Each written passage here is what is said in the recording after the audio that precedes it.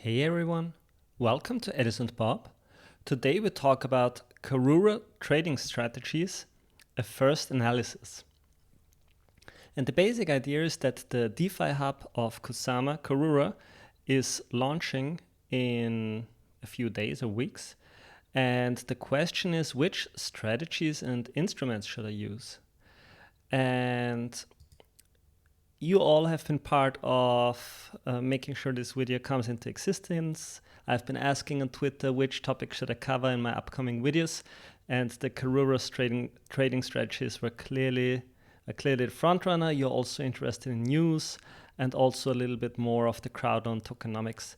And another topic that I want to investigate in the future is scam projects that are going around. Okay, but today's topics is Karura trading strategies. And I've been personally interested in this question. I've been asking on Twitter. I've been saying I've never traded on a DeFi platform before and want to get my feet wet with Karura. What are the best tips, tricks, mindsets, and models? But sadly, I didn't get too much of a response.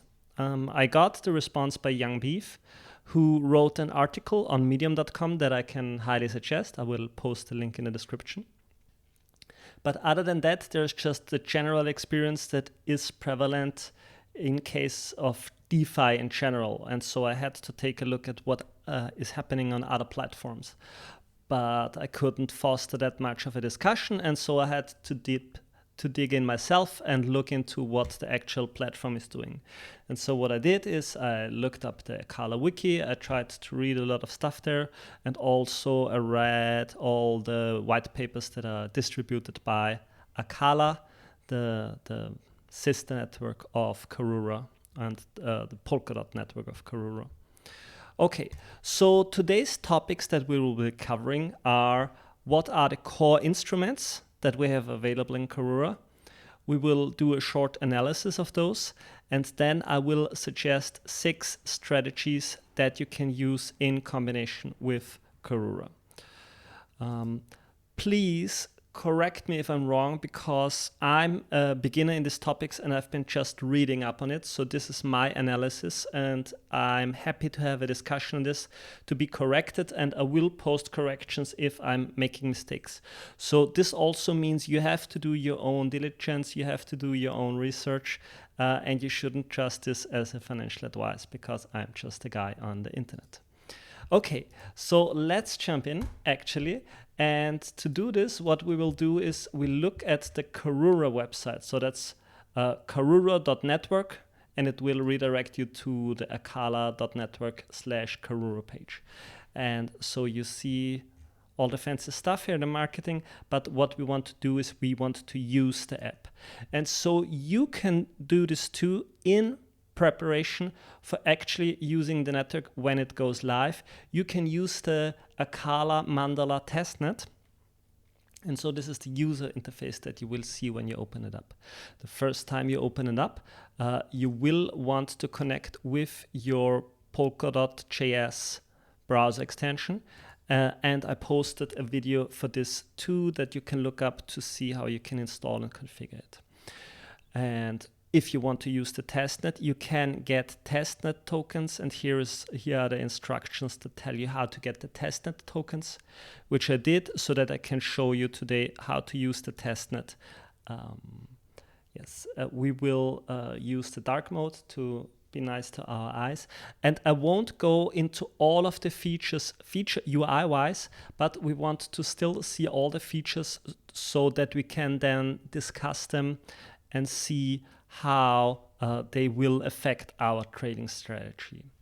And so we will go by them not in this order, but we will go from the easiest feature first, and this is the actual swap. So when we go to the front page, we see all our tokens. So the test tokens we have this is Acala, and so this is basically the Polkadot equivalent. I will be using both terms, but we will have ACA. This is the Acala. The equivalent is on Karura is CAR. And so we have AUSD and KUSD. We have a dot KSM and liquid KSM. And then we have all sorts of other tokens. Okay, and what you basically want to do, the first thing you want to do is you want to exchange some tokens for other tokens. So let's say you want to maybe change some of your Bitcoin. You want to sell some of your Bitcoin, and so what do we have? We have 0.2 Bitcoin, so I'm going to sell 0.1 Bitcoin, and let's say I want to receive some, I don't know, let's say we want to have more AUSD, we want to have more dollars. Okay, so this is the exchange rate, and when you're exchanging this, you have a certain fee that you're paying, and the fee that you're paying, someone is receiving those fees. So this is a hint on where you could gain some rewards. Okay, so we want to swap this, and you see that the Polkadot.js transaction is popping up. So I'm putting in the password, and because we're going to do a lot of transactions, I'm also checking remember my password so that I don't have to enter it all the time.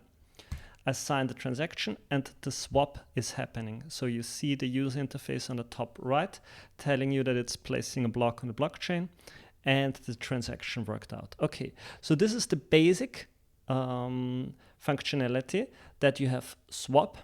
And so what you can do is you can add liquidity to those liquidity pools. So I can add liquidity if I want to gain rewards. For example, let's say I want to gain from the Bitcoin pair. I can say I want to place down Bitcoin and USD, and then I can put in the amounts, and let's say I want to put in 0.05 Bitcoin. And what this does is it creates, it adds liquidity to the liquidity pool, and I will get liquidity pool tokens. So I will get a part of the ownership on the liquidity pool, and every time transaction fees are paid, it will add value to the liquidity pool, which I can later get out of the liquidity pool by trading back the liquidity pool token. And not only that, I can also stake the liquidity pool tokens, which will give me a second layer of rewards. So if I stake the liquidity pool tokens, I will also get not only transaction fees, but stability fees. Because it's getting a little complicated, we're just doing this, and then I will show you what liquidity fees mean.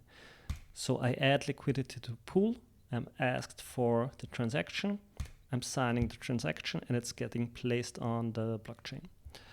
And a few seconds later, we will now take a look at what is happening.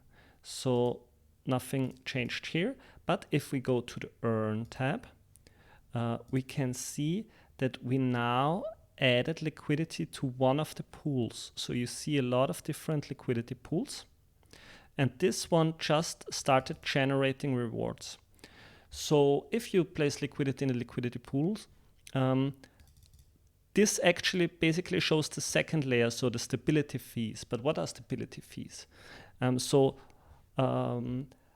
This brings us to the next feature, which is borrowing, or the stablecoin protocol. So Acala and Karura have their own stablecoin protocol, and it basically, you are minting new stablecoin tokens by providing a collateral. So you're creating a loan, you say, I want to place something, a collateral. Let's say I want to place the Bitcoin that I have here, and I want to place all of it in the loan. And so you're creating a collateral, so you're putting something down, and then you can borrow a certain amount of USD. And let's say I could borrow about $1,200, but I'm borrowing 1,000. Okay, and then you're seeing the percentages. So you have to over collateralize. You cannot borrow the whole amount, but just a little bit of the amount, which we are doing now. So I'm doing this, and I'm confirming this. signing another transaction, and now the loan is created and I'm actually borrowing money. So this is like going to the bank and borrowing money. So what actually will happen if we go to the overview is that we have put down Bitcoin and we have an interest rate now.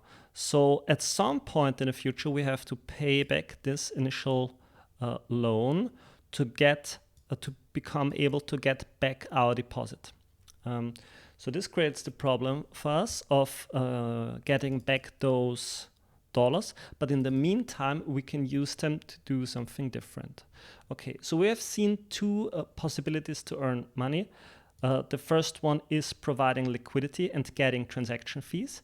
The second one is if someone else is getting liquidated here, so they can't pay back their amount of dollars and they will get liquidated by their collateral, this is then paid as the liquidity, the stability fee. So if you provided tokens, if you not only created the liquidity pool tokens but also staked them, you will get the stability fee. So this is the second layer. Then we have another layer here. We have the distribution program, and it's not 100% clear to me, but what I think it is, there are incentivized mechanisms decided by the governance on what they want to incentivize to happen. For example, if they say we need more DOT in the system, they incentivize you to collateralize DOT, and maybe you get a reward from the distribution program. So for example, they pay you in the native token ACA or CAR to incentivize you to do this. Okay. And then the last feature we have here is liquid staking. So liquid staking is basically like staking on the base relay chain, but they are distributing the risk and they're also distributing the reward. So for example, I can stake one DOT and I get a certain amount of liquid DOT. And the advantage that is happening is that this DOT is now being staked for me, and it's appreciating in value as there are rewards generated, so staking rewards generated. But the disadvantage is only a certain amount is staked and a certain amount is not staked, so you're not getting the full reward as if you were staking on the chain itself. But on the other hand, you are don't have to care about choosing the nodes that you want to nominate, and also if you're also spreading the risk, because if there's an actual slashing going on, you also don't have to pay the full price of the slashing, but the risk is distributed between everyone sharing in the liquid staking pool. Another risk that you have is that the liquid staking pool protocol itself could be at risk of having a failure or whatever. Okay, so this is the last feature. And then a feature that you're not seeing here, but that is actually happening in the system. So Acala and Karura are creating a distributed wealth fund. And what this means is that they are having a fund where they are collecting tokens, maybe from all the fees and everything that's going on. And so they are gathering wealth, they are accumulating wealth, with one basic idea: to be able to pay for future crowd loans or for future auctions when they want to get the next parachain slot. And the distributed wealth fund will also be important when considering which is the best trading strategy. Okay, so we took a look at the system. Now that we know all the instruments that are available, the question becomes how can we analyze this and how can we know what's the best way to invest? And so what we're going to do is we're going to jump back into our presentation and we're discussing a few points, and then we go into strategies. Okay, so the first point is what you can see. Let's go back to the trading pairs that are actually in the system. These are all the trading pairs that exist, and you can see that all the trading pairs trade against the AUSD, so the stable coin. You can swap from every currency to every currency, but what you usually will see is that it is traded against, not seeing this now, you usually see that it is traded from ACA to AUSD, and then from AUSD it's traded to, for example, Polka BTC. And so the first point that I want to mention is everything hinges on the stablecoin. So every activity, if you place money in the liquidity pool, it hinges on the stablecoin. If you create the loan, it hinges on the stablecoin. So a lot of the stuff is happening with the stablecoin. That's not good or bad per se, but it's just interesting to mention, and we will discuss this in a second. Then if you haven't heard about the concept, I highly suggest that you read up on this, impermanent loss. If you know about it, you know about it. And the thing is, if every trading pair is against a stable coin, impermanent loss becomes a real issue, because crypto itself will appreciate over time against fiat. And so impermanent loss will become more and more of an issue. It would be much more interesting to have crypto pairs, because then impermanent loss is not so much of an issue and can be better offset by rewards. So this is an issue that's speaking a little bit against providing liquidity here, because it's just going to become more and more of an issue. I provided the graphic here for everyone not knowing what impermanent loss is, so that you can get a little bit of a feeling, but we're only touching on it for a second. Let's say you provide liquidity that is worth $100. So the basic idea of impermanent losses, no matter in which direction the pool shifts, if the relative strength of one of the tokens is getting stronger or weaker, you will have a certain amount of loss of your overall combination of those assets. So it would have been better, you would have been better off just holding both of those assets. Most often counter argument is you don't know in which direction it would appreciate, else you would just would hold the token where you know in which direction it goes. So the general idea is you have to be comfortable with holding both tokens that you are holding in a liquidity pool, and then you will be fine if the pool develops in one or both of those directions. And generally, this is offset by providing rewards. So we have to discuss the rewards when considering if we should invest in a liquidity pool. Okay, so another learning that I had recently is that liquidity pools are short volatility instruments. So the idea is, if there is a high volatility, it's to your disadvantage if you're the liquidity provider, because the volatility will shift the liquidity pool in either direction, and so you will have the impermanent loss. But if there is not a lot of volatility, then you're not having too much impermanent loss, and the fees that you're accruing will offset the risk enough to be profitable for you. And so the whole topic shifts to the question of incentivization. So how is it incentivized that you provide liquidity to the liquidity pools? And the first part is that there is a distribution program. So the governance itself can decide to distribute tokens to agents and individuals that provide liquidity to the liquidity pool, and they will set a certain amount of native tokens that they will distribute. So this you have to keep in mind and to consider in your calculations if you want to know if you can get profitable. Another thing is, at the beginning there will be not too much liquidity, and so there could be a lot of slippage in the liquidity pools. And so the governance and the treasury itself could be used to bootstrap initial liquidity.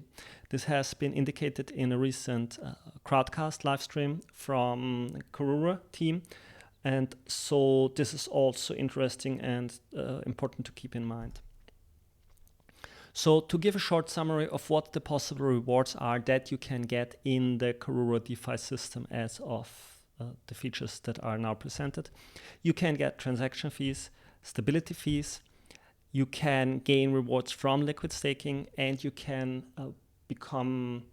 get rewards from the distribution program. Okay, so with everything that we have now considered, I'm going to present 6 strategies for Karura. And I want to emphasize this again. I could be wrong on this, so please think about it and give feedback if you see anything that's off for you. Okay, the first basic strategy is to just HODL the CAR tokens. The basic idea here is that the distributed wealth, the decentralized wealth fund, will appreciate in value.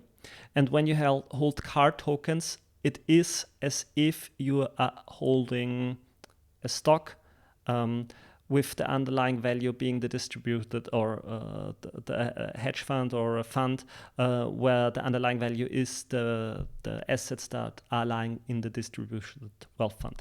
And so holding could be a valid strategy because you can assume that the Karura network will want to gather about 500,000 worth of KSM, 500,000 KSM, because that was the amount that the crowd loan cost to get them the parachain slot. And so if they want to have a new parachain slot, they could get a little less, but the general direction will be to get a 500,000 KSM. So if we have 100 million CAR tokens total supply and we divide this by the 500,000, we get a valuation of about 200 CAR equals 1 KSM. And so this is the appreciation that you can expect, and actually I expect it to appreciate more.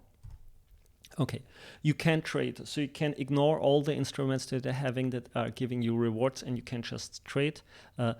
If you consider yourself a trader, or if you think that you can pull this off and just be smarter than the market, trading is a valid strategy. Okay, now we're getting to the strategies that are actually considering the instruments. And so I have been splitting this up between in which market conditions we are, because I think the instruments make more sense in certain markets. And so in a bull market, what you can basically do is you want to go long. And how can you go long? You can go long by taking out a loan. So if you provide a collateral and you take out a loan in case USD or AUSD, you can buy more of a certain crypto with this, and therefore basically creating a leverage position. And you could repeat this a certain amount of times with the newly gained tokens if you collateralize them again, and thereby creating fractionalized loans. So you're leveraging even more, and on the other hand, putting yourself at even more risk. And another layer on top of this is you can create liquid KSM tokens or liquid DOT tokens, and then collateralize those and repeat the steps that were described above. So if the market is moving sideways, I think the best method is just to provide liquidity, because if the market is going sideways, you're not accruing impermanent loss and you're just accruing the transaction fees. If you are in the bear market, I think you can't do too much, but what you could do is if you consider that the bear market will end at some point, and at some point in the future, you will get back to the current valuation, you could say this is going long, on a long-term long. So you assume that the market will achieve the same position that it is now. You could create a liquidity position. And if you provide liquidity for a long time, you will first accrue transaction fees, and also you will accrue the liquidation fees if you're staking the liquidity pool tokens. So the idea how this works is, if you're in the bear market and you're holding USD, someone else can't pay back those USD, KUSD. And so some people will get liquidated in the bear market. And when they get liquidated, they will have to pay the stability fees. And also, no, not only the stability fees, but they will have to pay stability fees just for for having the loan, and so this could accrue and accumulate to give you something back, and then when the market recovers, you also for a long time held the position and got tokens from the transaction fees. Okay, and then the last strategy that I want to present is what I'm calling Distrofarming. So the idea is, as the governance of Acala, Karura is already indicating that they want to incentivize certain programs, you can look at whatever the governance is currently incentivizing and see if it's profitable to do this. Of course, you will have to do the calculations to see if it's actually profitable, but I think this is the basic idea. And so once we know more about what the governance is actually suggesting and incentivizing, we can start up our spreadsheets and do the calculations and then actually see what is going to happen and if it's profitable. And if it's profitable, then we are going into Distrofarming. So these are the 6 strategies that I just presented: HODL, trade, leveraged long in the bull market, liquidity pool staking in the bear market and in the sideways movements, and distribution reward farming. My personal take on this is that I'm not that risk tolerant usually, so I don't think I won't go leveraged long in any way or take out loans. I can consider providing liquidity in the liquidity pool, and I think I will just take a look at what the governance is suggesting and look at their distribution and reward programs and see if I can help initially bootstrap the system, because I think it will be highly rewarded. And then let's see and do more calculations as time progresses, because of course I will do additional videos when we learn more about this, and maybe also with your feedback. So I will basically HODL, maybe I will trade, and I will go into Distrofarming. So that's my strategies. I'm interested to hear what you have to say. So if you are not so sure about this yet and you still are holding back and waiting, you can also, of course, stake your KSM tokens. This is another great way to earn interest on your KSM. If you want to stake your tokens and earn to maybe 13 to 16% rewards, you can stake with our node, Alice and Bob. This also supports the channel and helps it a lot. Also, we can get in contact on Twitter. I made this question and all of you answered, and we're also getting into the discussion. For example, Dark.Network answered and suggested to get into other protocols like Kilt Protocol, Mantra Network, Secret Network, and Subsocial Chain. So it will be interesting to have the discussion with you. I think it's a very nice place to learn from each other and also discuss the strategies that were presented today. I hope you're doing well, stay safe, and I'll see you next time.